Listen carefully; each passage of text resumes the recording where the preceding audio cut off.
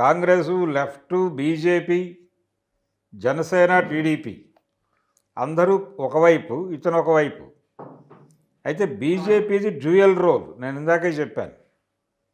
వాళ్ళు 2014లో తెలుగుదేశంతో పొత్తు పెట్టుకున్నారు.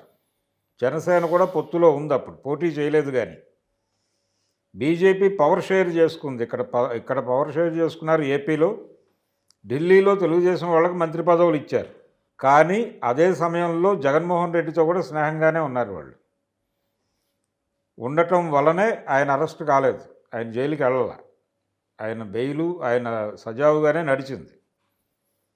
కాబట్టి ఆయనతో స్నేహం అలాగే ఉంది. వాళ్ళకి కావాల్సింది ఏంటంటే ఢిల్లీలో ఎంపీలు, అంటే రేపు పొద్దున ఏదైనా తేడా జరిగితే వైసీపీ ఎంపీలు, టీడీపీ ఎంపీలు ఇద్దరు బీజేపీ వెల్లోనే ఉండాలి అనేది ఆయన ప్రోగ్రాం, మోడీ గారి ప్రోగ్రాం, బీజేపీ ప్రోగ్రాం.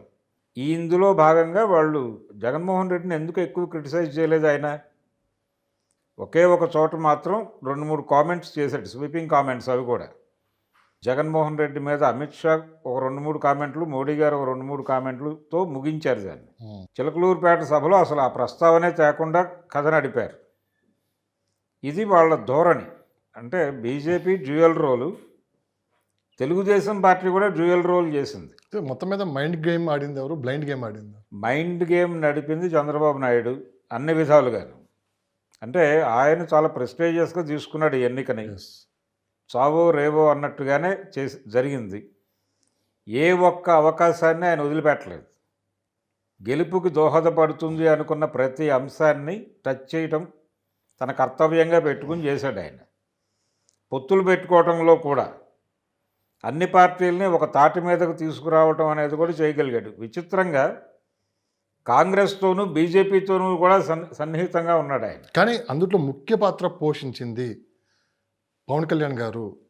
ఈ విషయంలో పవన్ కళ్యాణ్ గారిని మెచ్చుకోవాలని చెప్పి కూడా చాలా మంది అంటున్నారు. పవన్ కళ్యాణ్ గారి పాత్ర కూడా ఈసారి నిజంగా ఎన్డీఏ కూటమిలో కానీ అధికారంలోకి వస్తే అత్యంత కీలకమైన పాత్ర పవన్ కళ్యాణ్ గారు ఇక్కడ పోషించారని చెప్పి కూడా వినిపిస్తుంది. కీలకమే. ఎందుకంటే ఇప్పుడు ఆల్రెడీ వాళ్ళు ఉప ముఖ్యమంత్రి అనేది ఒక లెటర్ విడుదల చేశారు కదా. అవును.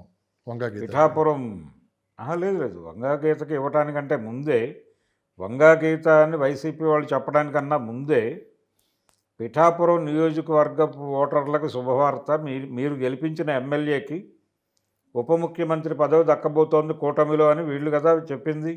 కూటమి నుంచి చెప్పిన తర్వాత వాళ్ళు అన్నారు వంగా గీతకి కూడా మేము ఉప ముఖ్యమంత్రి పదవి ఇస్తాం గెలిస్తే అని. అయితే పవన్ కళ్యాణ్ కీలకంగానే ఉంటాడు కూటమి అధికారంలోకి వస్తే. ఎందుకు కీలకంగా ఉంటాడంటే కూటమిలో, అంటే చంద్రబాబు నాయుడుకి బీజేపీకి ఒక సయోధ్య కుదర్చడంలో ఆయన కీలకంగా వ్యవహరించారు. వారధిగా ఉన్నారు. వారధిగా ఉండటం మాత్రమే కాదు, ఆ రోజున చంద్రబాబు నాయుడు అరెస్ట్ అయి జైలుకు వెళ్ళగానే ఆయన కూటమి వైపు, అంటే ఇండియా కూటమి వైపు అలాగే కాంగ్రెస్ వైపు చూడాలి అనుకుంటారేమో, లేదు చూస్తున్నాడేమో అనే ఒక డౌటు. ఎందుకంటే ఆయన అరెస్టు హోం మంత్రిత్వ శాఖకి తెలియకుండా జరగలేదు. అది చాలా స్పష్టంగా కేంద్ర ప్రభుత్వానికి తెలిసే జరిగిన అరెస్టు. ఆ విషయం చంద్రబాబుకి తెలుసు. అందుకని ఎక్కడ ఆయన తల తిప్పుతాడు అనే ఉద్దేశంతో పవన్ కళ్యాణ్ని ప్రయోగించారు వాళ్ళు. అవును. బీజేపీయే పవన్ కళ్యాణ్ని పంపించింది ఆ రోజు.